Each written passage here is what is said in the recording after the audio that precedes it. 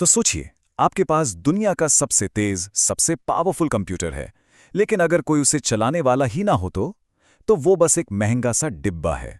आज हम बात करेंगे उसी मैनेजर की, जिसे हम ऑपरेटिंग सिस्टम कहते हैं।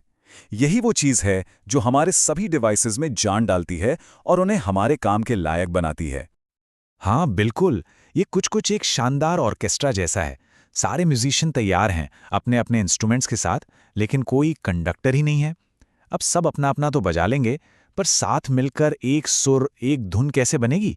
यही यही वो सबसे बड़ी मुश्किल है जिसे एक ऑपरेटिंग सिस्टम सॉल्व करता है। वो उस कंडक्टर की तरह है जो ये पक्का करता है कि हर एक हिस्सा, हर पुर्जा सही वक्त पर सही तरीके से अपना काम करे। एक तरह से देखा जाए तो ये एक बहुत ही होशियार ट्रांसलेटर है। जब हम कीबोर्ड पर कुछ टाइप करते हैं तो ओएस उसे मशीन की भाषा में, मतलब 0 और 1 में बदल देता है ताकि हार्डवेयर उसे समझ सके। और जब हार्डवेयर कोई जवाब देता है तो ओएस उसे वापस हमारी भाषा में बदलकर स्क्रीन पर दिखा देता है। सोचिए, अगर ये ना होता तो हमें कंप्यूटर से बात करने के लिए 0 और 1 की भाषा सीखनी पड़ती। क्या मुश्किल होती है ना? तो चलिए इसे और अच्छे से समझते हैं।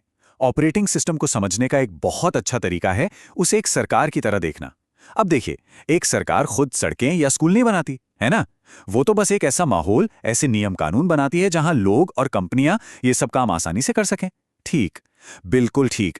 वैसे ही ओएस भी काम करता है। और ये बात बिल्कुल सही बैठती है।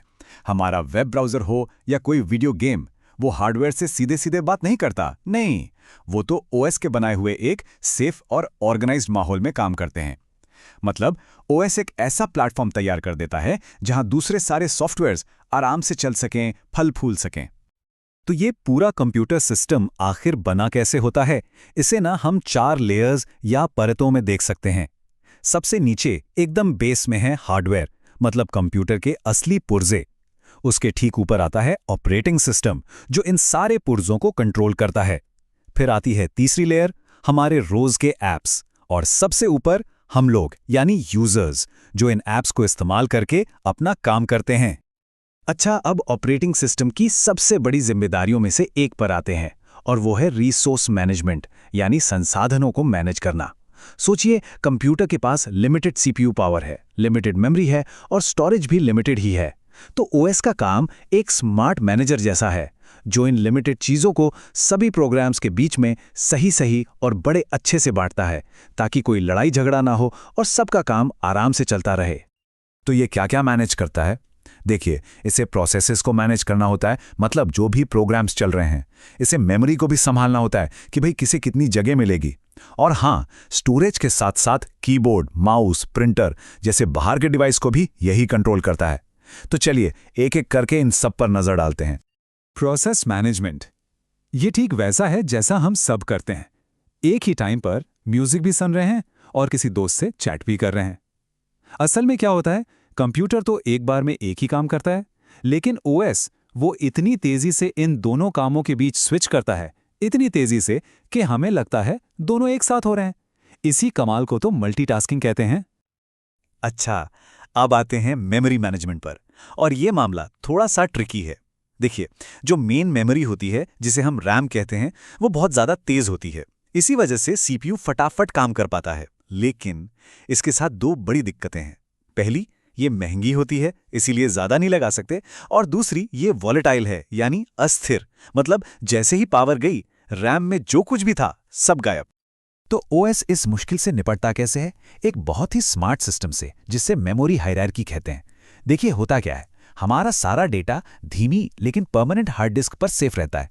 जब किसी प्रोग्राम को चलाना होता है तो ओएस उसे वहां से उठाकर तेज रैम में कॉपी कर देता है। सीपीयू सिर्फ रैम से ही बात करता है, उसे हार्ड डिस्क से मतलब नहीं। और जो डेटा सबसे ज्यादा इस्तेमाल होता है, उसे तो कैश नाम की एक और भी ज्यादा तेज मेमोरी में रख दिया जाता है। और हाँ, स्टोरेज की बात करें तो यहां तो ओएस एक जादूगर का काम करता है। सच में, हार्ड ड्राइव के अंदर की जो उलझी हुई कॉम्प्लेक्स दुनिया है ना, उसे ये हमारे लिए फाइलों और फोल्डर्स की एक साफ सुथरी ऑर्गेनाइज्ड लाइब्रेरी में बदल देता है, जहां हर चीज अपनी सही जगह पर मिलती है। जरा सोचिए, ये हमारी जिंदगी को कितना आसान बना देता है। तो रिसोर्स मैनेजमेंट तो एक बात हो गई, लेकिन ओएस की एक और बहुत बहुत जरूरी भूमिका है, और वो है सिस्टम का गार्ड बनना। एक चौकीदार। ये एक ऐसे सतर्क गार्ड की तरह है जो सिस्टम को सिर्फ बाहर के हमलों से ही नहीं बचाता, बल्कि अंदर चल रहे प्रोग्राम्स की गलतियों से भी सेफ रखता है।